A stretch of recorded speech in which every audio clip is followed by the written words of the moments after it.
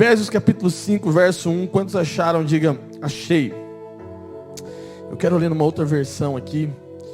E eu queria que você acompanhasse agora. Se você não tem Bíblia, você pode seguir. Acho que vai estar passando no Data Show também. Vamos lá. A Bíblia fala assim: portanto, sejam imitadores de Deus como filhos amados, e vivam em amor como também Cristo nos amou e se entregou por nós, como oferta e sacrifício de aroma agradável. Que a imoralidade sexual e toda impureza ou avareza não sejam nem sequer mencionadas entre vocês, como convém os santos. Não usem língua grosseira e não digam coisas tolas nem indecentes, pois não convém, pelo contrário, digam palavras de graças. E fiquem sabendo disto: nenhuma pessoa imoral, impura ou avarenta, porque a avareza e a idolatria tem herança no reino de Cristo, de Deus. Não se deixem enganar com palavras vazias, porque a ira de Deus vem sobre os filhos da desobediência por causa dessas coisas. Verso 7: portanto, não participem daqueles que fazem, porque no passado vocês eram trevas, mas agora são luz no Senhor. Vivam como filhos da luz. Olha o que diz o versículo de número 9: porque o fruto da luz consiste em toda bondade, justiça e verdade, tratando de descobrir o que é agradável ao Senhor, e não sejam cúmplices nas obras infrutíferas das trevas. Pelo contrário, tratem de reprová-las, pois aquilo que eles fazem em segredo é vergonhoso até mencionar. Mas todas as coisas, quando reprovadas pela luz, se tornam manifestas, porque tudo o que se manifesta é luz. Por isso é que se diz: desperte, você que está dormindo, levante-se dentre os mortos, e Cristo o iluminará. Portanto, tenham cuidado com a maneira como vocês vivem, e vivam não como tolos, mas como sábios, aproveitando bem o tempo, porque os dias são maus. Por esta razão, não sejam insensatos, mas procurem compreender qual é a vontade do Senhor. Fala assim: qual é a vontade do Senhor? Amém, glória a Deus. Sabe, irmãos, nesse texto de Efésios, ele começa de uma maneira incrível, porque ele diz o seguinte: que nós precisamos ser imitadores de Deus. Olha o que diz o verso de número 1. Diz o seguinte, olha lá, capítulo 5, verso 1: portanto, sejam imitadores de Deus, como filhos amados. Fala assim: como filhos amados. É interessante porque ele nos dá uma ordenança: sejam imitadores de Deus. Sabe, a gente precisa entender que o parâmetro da vida cristã, o parâmetro da nossa vida como cristão, é evoluir. Sabe, se você é a mesma pessoa desde o dia que você teve a sua experiência com Deus, alguma coisa está errada. Se você é a mesma pessoa desde o dia que você conheceu Jesus, que você viu Jesus, que você teve uma experiência com a presença de Deus, e agora eu não estou falando de uma experiência com a igreja, de uma experiência num retiro, eu estou falando da sua experiência pessoal com Deus. Se você é aquela mesma pessoa e nada mudou, ou pouca coisa mudou, alguma coisa está errado nesse relacionamento, nessa experiência. Porque a primeira coisa que tem que acontecer com alguém que conhece Deus é pelo menos ser destruído da sua velha criatura. A Bíblia fala: morto para a sua velha criatura, e nascer, ter um novo nascimento. Eu sempre gosto de dizer isso. Se eu chegasse aqui e falasse assim: irmãos, eu atrasei para o culto, porque eu estava na rodovia, e de repente, quando eu estava ali na rodovia, veio uma carreta a 150 km por hora, carregada, e sem querer eu passei na frente dela, e ela me pegou de cheio, e aí eu atrasei, vocês me perdoam. O que você iria falar? Você fala: pastor, é mentiroso, hein? Porque não há sinal de que uma carreta me pegou, tá entendendo? No mínimo eu seria estraçalhado. Assim é a mesma coisa, se uma pessoa falar para mim que encontrou com Deus e a vida dela é a mesma coisa, eu vou dizer uma coisa para vocês: isso é uma mentira. Porque não há sinal. Irmão, Deus é muito mais poderoso que uma carreta a 150 km por hora carregada numa rodovia. Deus, quando Ele encontra com uma pessoa, Ele tem que desfazer tudo que você era e reconstruir quem você quer que Ele seja. Faz sentido para você? Amém? Quantos estão aqui comigo? Fala assim: eu preciso ser transformado por Deus. Uma vez que eu vejo Deus, alguma coisa tem que ser transformada em mim. E quando Efésios capítulo 5, versículo 1, fala sobre isso, ele nos dá um parâmetro. Ele fala: você precisa ser imitador de Deus. Você precisa ser igual a Deus. Interessante que Efésios fala que nós precisamos imitar a Deus como filhos de Deus. Como filhos de Deus. Eu não sei se você já percebeu como que um filho pega a identidade do pai, pega o trejeito do pai, à medida que ele comporta, que ele anda, que ele está junto do pai. Por quê? Porque esse é o reflexo da companhia, do relacionamento. Faz sentido, irmãos? Quando eu me relaciono com o pai, eu pego o trejeito do pai. Às vezes tem pessoas que só de você olhar, você sabe de quem ele é filho. Só dele falar, você sabe de quem ele é filho. Por quê? Porque o relacionamento traz sobre o filho o trejeito, a forma. E aí, Efésios fala, você precisa ser imitador de Deus como filho de Deus. Ou seja, o crente, o cristão que teve essa experiência com Deus do novo nascimento, ele é o filho de Deus. E o crente é um filho amado de Deus. E o crente é comprado pelo preço que o Pai, que o próprio Deus pagou. Quando eu olho para isso, eu começo a perceber que realmente o que a Bíblia quer é que a gente olhe para a característica de Deus e imite Deus. Agora, pastor, como que eu vou imitar Deus? Como que eu vou ser como Deus? A teologia perfeita, pode ser bem baixinho para querer não. A teologia perfeita, sabe qual é? Jesus. Jesus é a teologia perfeita. Sabia disso? Jesus é a teologia perfeita. Eu quero estudar teologia. Meu irmão, estude Jesus. Jesus é a teologia perfeita. Por quê? Porque ele é a própria representação de Deus. Fala assim comigo, Jesus é a representação de Deus. Plena. Ele mesmo falou, quem vê a mim, vê o Pai. Jesus falou isso. Quem me vê, está vendo o Pai. Ele é a teologia perfeita. Ele é a representação perfeita de Deus. Você quer ser um imitador de Deus? Imite Jesus. Seja como Jesus. Fazendo o que Jesus fez. Agora preste atenção. O que Jesus fez? Primeiro, ele andou em amor.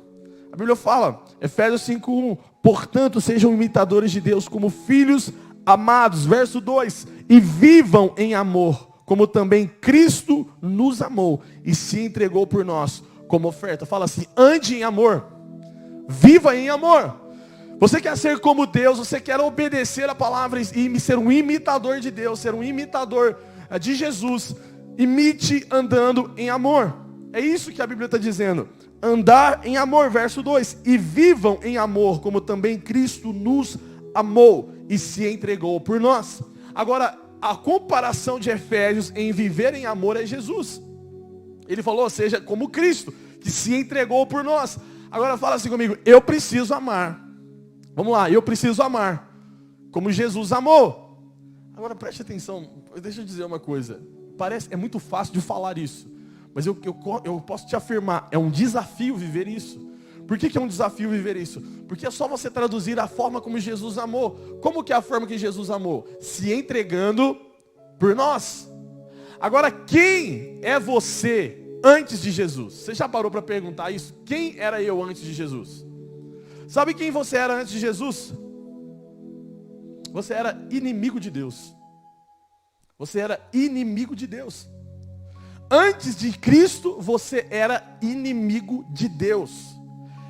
A Bíblia fala, Efésios 5, você vai entender onde eu quero chegar, 5:2. Ande em amor, como Cristo nos amou. Como Cristo nos amou. Ou seja, o parâmetro do amor que a Bíblia manda eu ter, eu andar, é o parâmetro do amor de Jesus. E qual é o parâmetro do amor de Jesus? Aquele que amou os seus inimigos. Aquele que amou os seus ofensores e se entregou por eles. Amar quem você gosta é muito fácil. Difícil de amar é quem você suporta. Difícil de amar é quem te maltrata. Difícil de amar é quem te ofende. Difícil de amar é quem vai contra os seus princípios, os seus valores. Está entendendo o que eu estou falando? O parâmetro de amor é o amor de Jesus. E o amor de Jesus é amar os ofensores, é amar os seus inimigos, é amar aqueles que te maltratam, é amar aqueles que querem ver o seu mal. Esse é o parâmetro de amor. Se você calcular, peraí, qual era o amor de Jesus? É aquele que amou os seus ofensores, é aquele que se entregou por eles, deu a sua vida por eles. Qual é o parâmetro de andar em amor? É andar em perdão. Deus nos amou de uma tal maneira que Ele nos perdoou. E assim a gente também tem que perdoar. Por que eu tenho que perdoar? Porque Jesus perdoou. Gente, é simples. Por que eu devo perdoar? Por um simples fato. Porque você foi perdoado. Pastor, por que eu tenho que perdoar fulano? Vou te falar por que você tem que perdoar fulano. Porque você foi perdoado. Um dia você foi perdoado. Jesus perdoou você. Você não merecia o perdão. Você não fez nada. Sabia? Você não fez nada por merecer o perdão. Tudo que você tem a respeito de Jesus foi voluntariamente por graça e misericórdia. Você não fez nada por merecer a salvação. A salvação é de graça. A salvação é um dom de Deus. Então entenda uma coisa, você não tem que perdoar quem faz por merecer ser perdoado. Você tem que perdoar porque Jesus perdoou. Simples. E se você não perdoa como Jesus perdoou, você não está sendo como Jesus. Você não está sendo como aquilo que a Bíblia fala que você quer que seja. Eu estou sendo bem prático hoje, amém? Estou trazendo coisa bem prática para você entender. Então quando eu olho para isso, eu percebo que há algo maior. A gente vai um pouco profundo, porque, irmãos, é muito fácil falar, eu tenho que ser igual a Jesus. Mas o que é ser igual a Jesus? É amar como Jesus, é perdoar como Jesus, é fazer o que Jesus faria. Andar como Jesus. O que diz o verso 3? Efésios 5:3. Entre vocês não deve haver nem sequer menção de imoralidade sexual, como também de nenhuma espécie de impureza e de cobiça, pois essas coisas não são apropriadas para os santos. O que a Bíblia está falando aqui, ele dá uma lista do verso 3 em Efésios, para a igreja de Éfeso, o apóstolo Paulo, do verso 3 ao verso 14, ele dá uma lista de coisas que nós devemos fugir. E ele começa pela impureza sexual. E o que ele está querendo dizer aqui é de uma coisa bem simplificada e chutando todos esses versículos, é santidade, é luz. Luz. Ele fala basicamente de luz. Paulo, ele passa aqui do alto sacrifício, pela santidade, pela luz, pela ordem de andar em amor. E em seguida, ele vem o quê? Da condenação, de perversão, de coisas que não agradam ao Senhor. Verso 3 ao 4, ele fala que os crentes são santos. Do versículo 5 ao 6, se você reparar, ele fala que os cristãos são reis, reinam com Jesus. E do versículo 7 ao 14, se você perceber, ele fala que os cristãos são luz. Então Paulo, ao tratar do assunto aqui de santidade, ele menciona o pecado como algo que eu preciso fugir. Fugir. E ele passa uma lista aqui de coisas que nós precisamos fugir. Ele fala sobre o pecado da sexualidade. Depois ele fala sobre o pecado da língua. Ele fala sobre coisas que nós falamos. Ele fala sobre o pecado da sociedade. E é interessante porque ele deixa bem claro que haverá, ele põe uma certeza. Se você ler o versículo 5, olha o que diz. Porque vocês pedem, olha só, porque vocês podem estar certos, disto. Podem estar certos disso, olha só. Nenhum imoral ou impuro ou ganancioso que é idólatra e tem herança do reino de Cristo e de Deus, ninguém os engane com palavras tolas, pois é por causa dessas coisas que a ira de Deus vem sobre os que vivem na desobediência. O que o apóstolo Paulo está querendo dizer aqui é que nenhum desses fatos ficará impune, com certeza terá julgamento. Então a gente deve nos abster da imoralidade e andar na luz, como Cristo andou, como o próprio Deus nos leva a andar, e levados pelo Espírito. Por quê? Porque vai contra o caráter e contra aquilo que Deus é. Lembre, você precisa ser um imitador de Deus. E o que é imitar Deus? Andar na luz. Andar na luz. E ele passa uma lista de coisas, do versículo 3 ao versículo 14. Pastor, como que eu consigo andar nessa luz? Olha o fruto disso, verso de número 8, se você pode acompanhar comigo. Porque outrora vocês eram trevas, obviamente antes de Cristo, mas agora são luz no Senhor. Vivam como filhos da luz. Verso 9, pois o fruto da luz consiste em toda a bondade. Fala assim, o fruto da luz. Diga, o fruto da luz. Verso 9, o fruto da luz consiste em toda a bondade, justiça e verdade. Bondade, justiça e verdade. E aprendem a discernir o que é agradável ao Senhor. Verso 11, não participe das obras infrutíferas das trevas, antes exponham na luz, porque aquilo que eles fazem oculto, até mencionar, é vergonhoso. Verso 13, mas tudo que é exposto pela luz torna-se visível, pois a luz torna visíveis todas as coisas. Verso 14, por isso é que foi dito, desperta tu que dormes, levanta dentre os mortos, e Cristo resplandecerá sobre ti. Qual é o fruto da luz? Justiça, bondade e verdade. As três coisas que estão carregadas na luz: justiça, bondade e verdade. Então preste atenção que o que o apóstolo Paulo está falando em Efésios 5, para a igreja de Éfeso é: meu amigo, se você não andar na luz, quando Cristo brilhar sobre você, tudo que está oculto será revelado. Andar na luz como os filhos de Deus. Então, antes de sermos filhos de Deus, era natural, nós andávamos em trevas. Amém? Andávamos em trevas. Mas uma vez que conhecemos Jesus, agora nós andamos em luz. Somos luz. E nós devemos viver de acordo com aquilo que somos. A luz, ela purifica, ela ilumina, ela traz clareza, ela aponta a direção. A luz avisa sobre perigos. A luz produz vida. Amém? É isso que tem que acontecer de Cristo em nós. Outrora nós andávamos nas trevas. Uma vez que nós conhecemos Jesus, agora a luz tem que reinar sobre nós. E tudo o que fazemos tem que ser em luz. Aqueles que são luz no Senhor devem produzir os frutos que a luz produz. E o que a luz produz? Bondade, justiça e verdade. Tudo isso está em contraste, totalmente no caminho oposto, com a impureza, com a lascívia daqueles que vivem nas trevas. Qual é o fruto da luz? Justiça, bondade e verdade.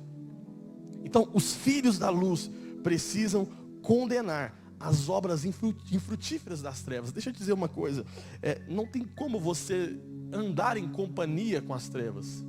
O que Paulo está falando aqui é o seguinte para a igreja de Éfeso: meu amigo, se você colocar luz perto das trevas, uma vai ter que vencer a outra. E obviamente a luz trevas apaga, ou melhor, dissipa as trevas.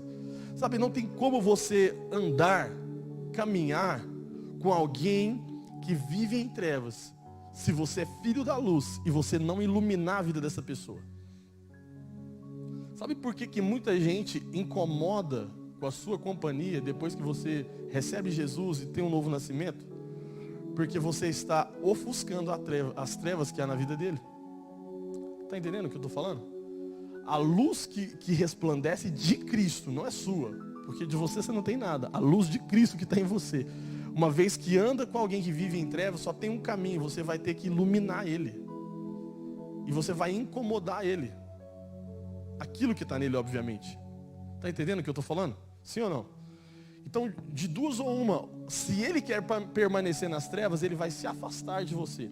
E se ele permanecer com você, a sua luz vai brilhar nele. A sua luz vai resplandecer nele. E vai ter que haver uma exposição, para depois haver uma transformação. Obviamente ele vai falar: peraí, parece que depois que eu comecei a andar com você, eu comecei a desgostar de algumas coisas. Já não me cabe mais fazer isso, já não me cabe mais me comportar assim. E ele vai ter uma transformação. Por quê? Porque a luz que é em você está resplandecendo sobre as trevas que havia nele. Faz sentido, irmãos? Quantos estão entendendo o que eu estou falando? Então, você como filho da luz, uma vez que você anda com alguém que está em trevas, no mínimo que tem que acontecer é você tornar a outra pessoa luz. Agora, preste atenção numa coisa: pastor, e se não acontecer nada? Ele não se afastar. Quando eu digo ele, é a pessoa não se afastar. Ou se não houver nenhuma transformação, eu vou dizer, infelizmente, você não tem luz. Obviamente você deve estar igual ele, e você só não percebe. Está entendendo? Tá entendendo? Por que algumas pessoas, pastor, eu não acredito, fulano tem tanta amizade com gente do mundo, cara? Quando eu digo amizade, é relacionamentos próximos, sabe, íntimos, que eu não consigo entender. Eu consigo entender. Vive nas mesmas trevas. Porque alguma coisa tem que acontecer, meu irmão. Tá entendendo? Ou você está iluminando, ou você está igual. Eu não quero te entristecer, mas a verdade é essa. Não tem jeito, é a Bíblia. Luz e trevas não combinam. Ou você está iluminando, ou você está na mesma treva. Você só não percebe. Está entendendo o que eu estou falando? É importante a gente estar junto daqueles que estão em trevas, claro que é. Como que a sua luz vai brilhar? A Bíblia mesmo fala, não coloque uma cidade,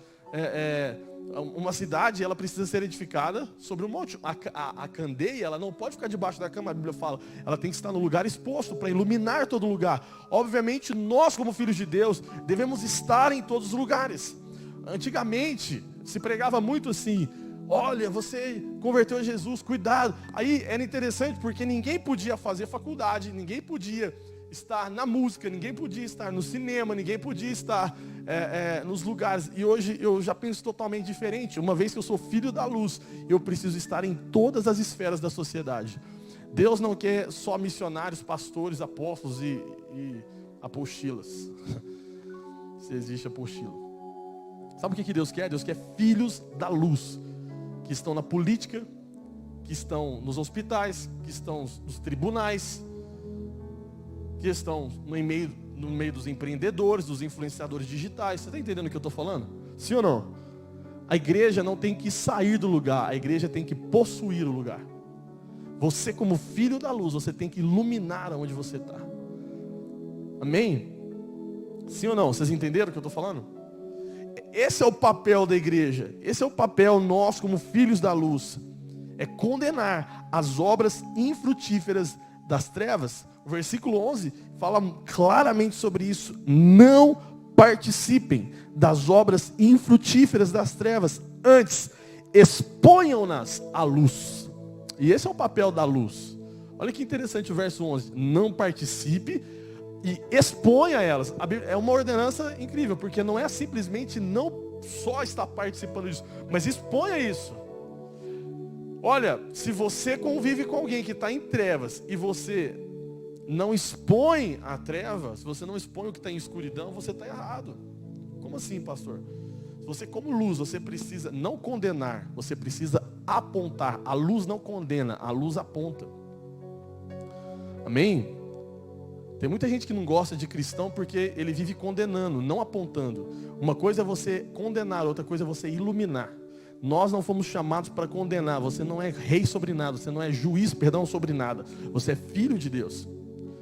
E você não foi feito para julgar e condenar, você foi feito para iluminar. Amém?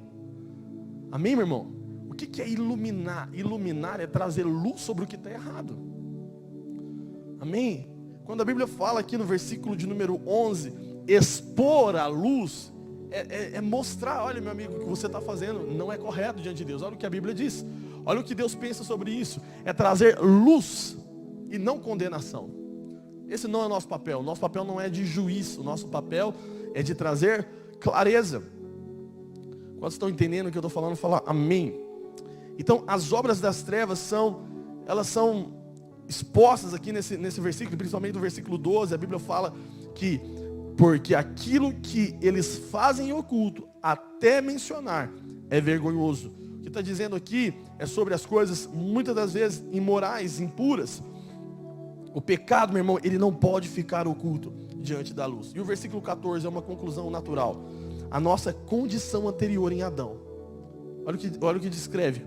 Por isso é que foi dito, desperta, ó tu que dormes, e levanta dentre os mortos, e Cristo resplandecerá sobre ti. Fala assim, desperta dentre os mortos.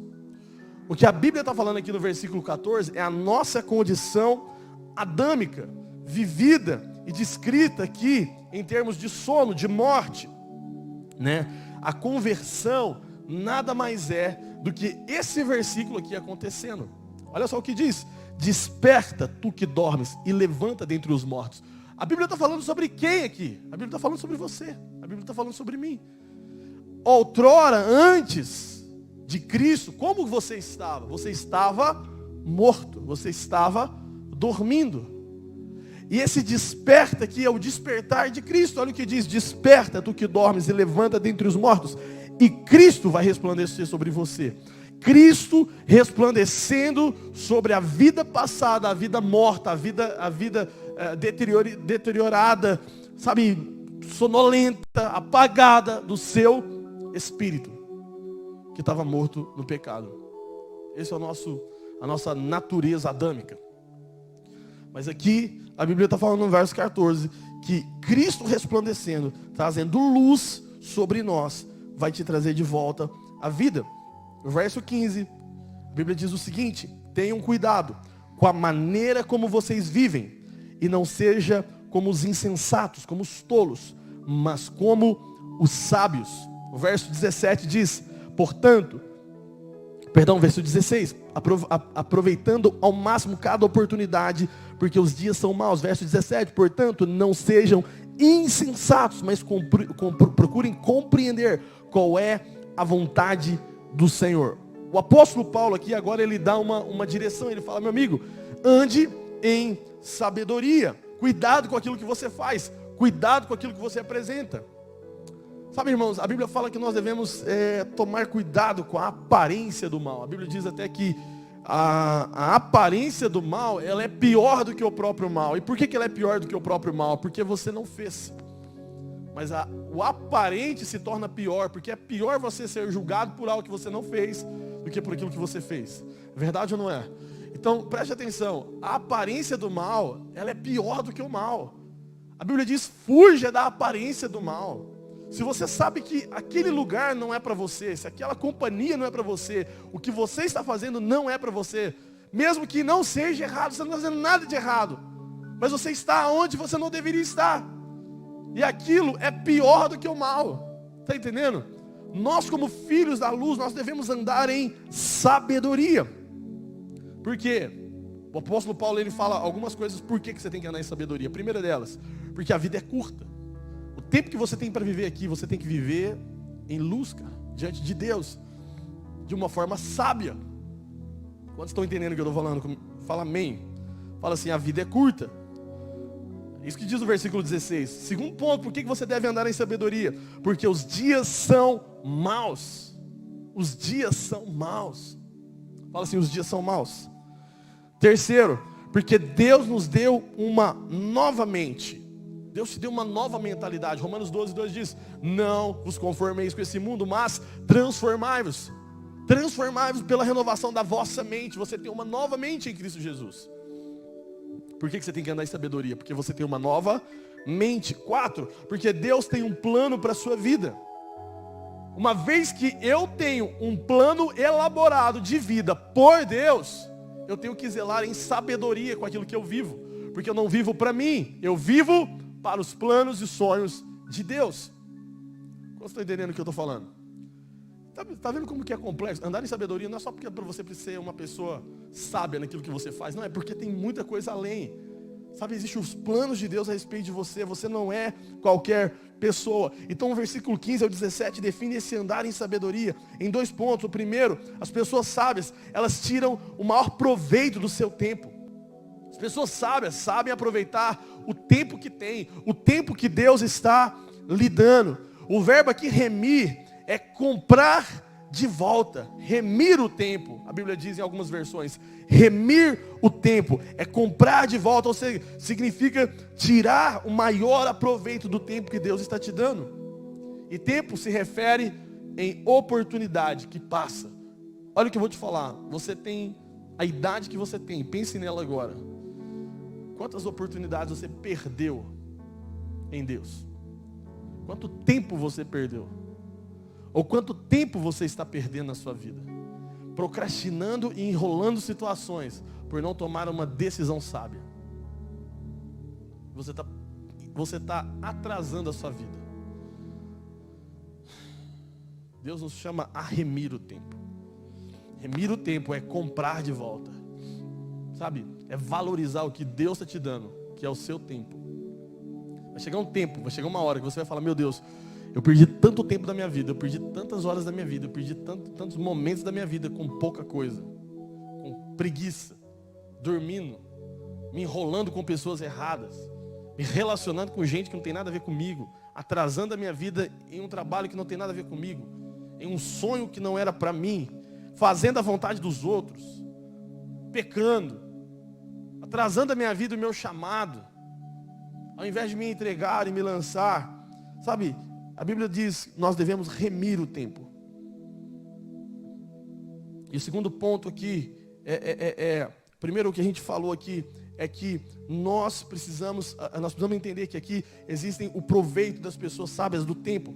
E outro, não só perder o tempo, mas tirar proveito daquilo que Deus está nos dando como uma oportunidade.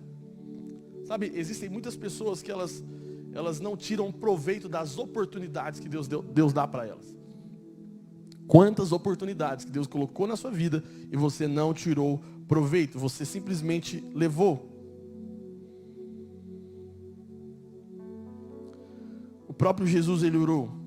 O verso 17 fala muito bem sobre isso, sobre os insensatos que não fazem a vontade de Deus. O próprio Jesus, eu me lembro desse texto aqui que diz em Lucas 22, versículo 42, o próprio Jesus falou: não se faça a minha vontade, e sim a tua vontade. Meu irmão, preste atenção. Jesus, como Filho de Deus, ele entendeu que na terra é melhor que seja feita a vontade do céu, a vontade do Pai. Está entendendo? Por que a vontade de Deus? Porque a vontade de Deus, não sei se você se lembra, ela é boa, perfeita e agradável. Até Jesus orou, que seja feita a sua, não a minha. E por que você quer que seja feita a sua e não a de Deus? Remir o tempo, guardar o tempo, é a vontade de Deus sendo estabelecida. Amém? Faça-se a tua vontade, assim na terra como é no céu.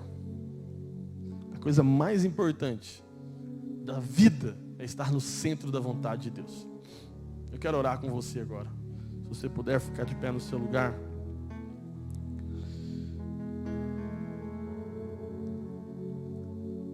Quanto tempo da sua vida tem sido atrasado, tem sido procrastinado por aquilo que você não teria que estar envolvido, sabe? Eu fico pensando quantas pessoas que estão presas, alicerçadas, enraizadas, realmente acorrentadas no passado. E sabe o que eu descobri, meu irmão? Que o passado que estraga a vida de uma pessoa não é nem sempre um passado ruim. Muitas vezes as pessoas estão acorrentadas em passados bons. A vida que não muda é uma vida agarrada no passado. A vida que não tem algo novo em Deus é a vida agarrada no passado. E eu estou dizendo não só de passado ruim, mas de passados bons.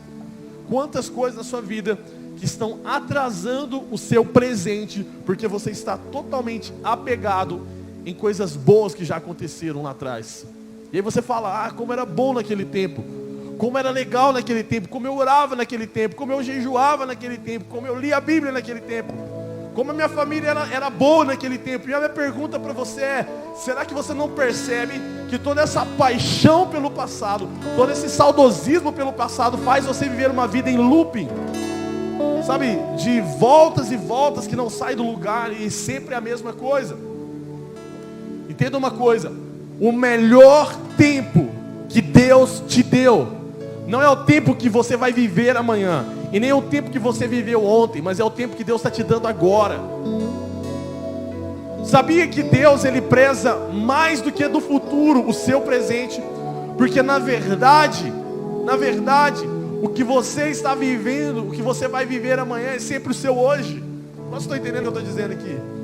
Eu não quero parecer filosófico aqui, meio maluco não, irmão. Mas o futuro, na verdade, é o presente.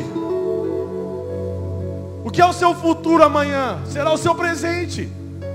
Então, a grande verdade é que o melhor tempo que nós temos se chama hoje.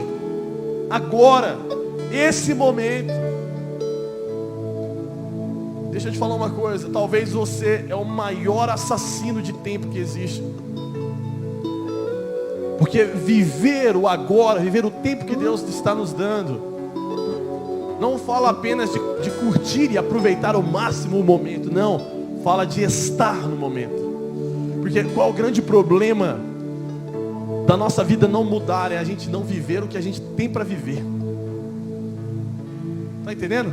Talvez você está sentado aqui durante 1 hora que já se passou e você não viveu nada do que aconteceu aqui. Você só estava.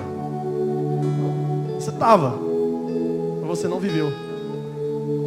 Sua mente estava lá não sei na onde, seus pensamentos estavam lá não sei na onde, suas vontades estavam lá no dia de amanhã, estavam lá no que você viveu ontem, mas você não estava. E esse é o maior assassino do tempo de Deus. É quando eu não consigo viver o tempo que Deus está me dando. É você assentar na mesa com a sua família e você está ali e não aqui, sabe? É você sentar na mesa com uma pessoa e você está ali e não no que você tem que fazer. Momento, meu irmão, presença. Deus, Ele quer nos levar a ter presença no tempo, a viver aquilo que Deus está fazendo ali, naquele momento. Feche os seus olhos onde você está.